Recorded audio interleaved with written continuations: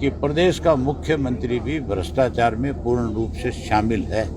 आज किसी और को दोष देने के बजाय मुख्यमंत्री ही इसके लिए सबसे बड़ा दोषी है। मुख्यमंत्री भ्रष्टाचार में पूर्ण रूप से शामिल हो चुका है। मुझे विज साहब पे तरस आता है। विज साहब पिछले 2 साल से लगातार इस तरह की कंट्रोवर्सी में है। विज साहब की अगर कहीं कोई सुनवाई नहीं है तो उनको तुरंत मंत्री पद से इस्तीफा दे देना चाहिए। विज की जगह अगर मेरा जैसा व्यक्ति होता तो ठोकर मार देता शाम से पहले। आपने विज को भी ठोकर मार देनी चाहिए।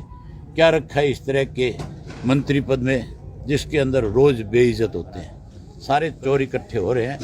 सारा दिन इन लोगों ने इस प्रदेश को लूटने का काम किया है। ये तो लुटेरों का एक गिरोह है, सरकार नहीं है। धन्यवाद जी। क्या बताएंगे हरियाणा? सबसे पहले तो मैं आज जिन्होंने हमारे देश का नाम बहुत बड़ा किया था, जो मिल्खा सिंह जी, सरदार मिल्खा सिंह जो हमारे आज बीच में नहीं रहे, मैं अपनी तरफ से, अपनी पार्टी की तरफ से उनको अपने श्रद्धा सुमन अर्पित करता हूँ। परमात्मा से प्रार्थना करता हूँ कि उन्हें अपने चरणों में स्थान दे और उनके परिवार को परमात्मा जो है इस कमी को कोई पूरा तो नहीं कर सकता, लेकिन उनको हौसला दे।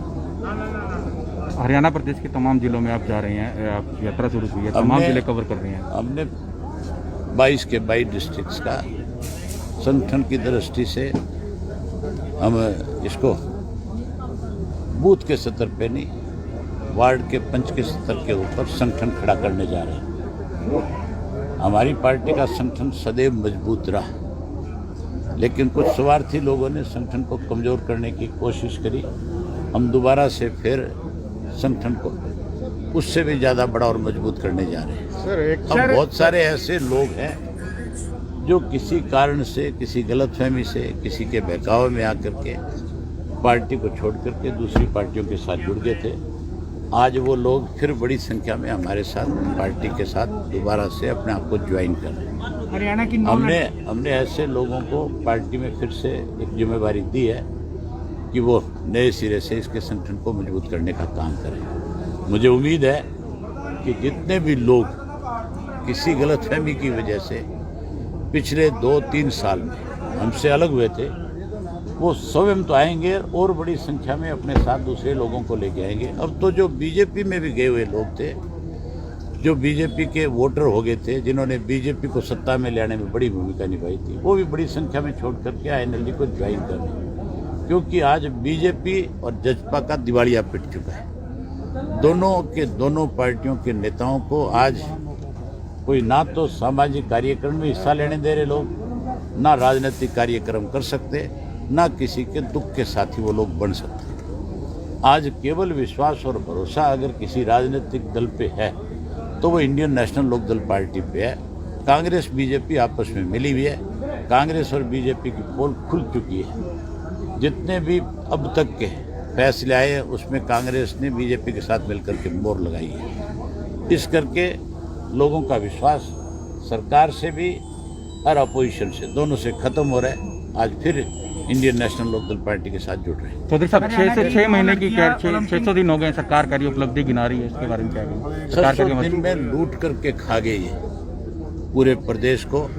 कितने बड़े घोटाले हुए हैं। मुख्यमंत्री कहता था, लोग इसके बारे में ये कहते थे कि मुख्यमंत्री बड़े ईमानदार हैं।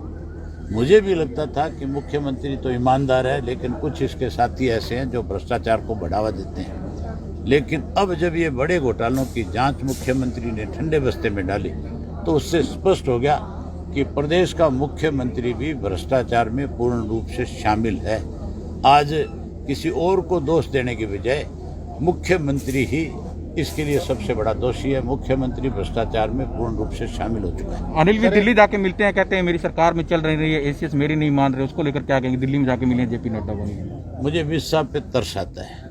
विज साहब पिछले 2 साल से लगातार इस तरह की कंट्रोवर्सी में है। विज साहब की अगर कहीं कोई सुनवाई नहीं है तो उनको तुरंत मंत्री पद से इस्तीफा दे देना चाहिए, क्योंकि विज हमारे बहुत पुराने साथी रहे हैं और हमने विज को राजनीतिक तौर के ऊपर एक मजबूत नेता के रूप में देखा है। लेकिन जब से मंत्री बने हैं, इस दूसरी सरकार में बने हैं, तब से भी ये जो कहीं ना कहीं मुझे ऐसा लगता है कि सरकार उसकी अनदेखी कर रही है और वो अपने आप को कहीं स्थापित करने की कोशिश में। ज़्यादा बढ़िया ये है, विज की जगह अगर मेरे जैसा व्यक्ति होता तो ठोकर मार देता शाम से पहले। आपने किसानों के लिए ठोकर मारी। विज को भी ठोकर मार देनी चाहिए। क्या रखा है इस तरह के मंत्री पद में जिसके अंदर रोज बेइज्जत होते हैं। कभी उनकी एचसीएस नहीं सुनते, कभी उनके आईएएस जो अधिकारी है वो नहीं सुनते, कभी आईपीएस अधिकारी नहीं सुनते, कभी डीएसपी के ट्रांसफर करते हैं मुख्यमंत्री नहीं सुनता। उनके कहने से मुझे लगता है सिपाही का तबादला भी नहीं होता। हरियाणा की 9 लड़कियां ओलंपिक मैं में। उस बात के लिए शाहबाद के लोगों को, खास करके शाहबाद में जो लड़कियों के कोच हैं जो यहाँ इनको ट्रेनिंग कराते हैं, उनको बधाई देता हूँ कि उनकी मेहनत की वजह से आज हमारे हरियाणा प्रदेश की 9 बच्चियाँ ओलंपिक में खेलने के लिए जा रही है।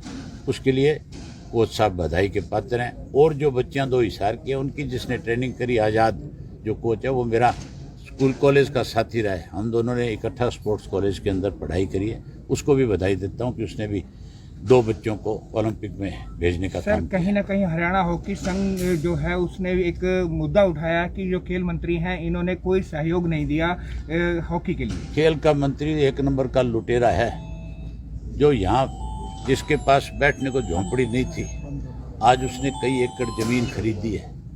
क्या मंत्री बनने के बाद कोई तनख्वाह का इतना पैसा मिलता है जिससे कोई आदमी जमीन खरीद ले?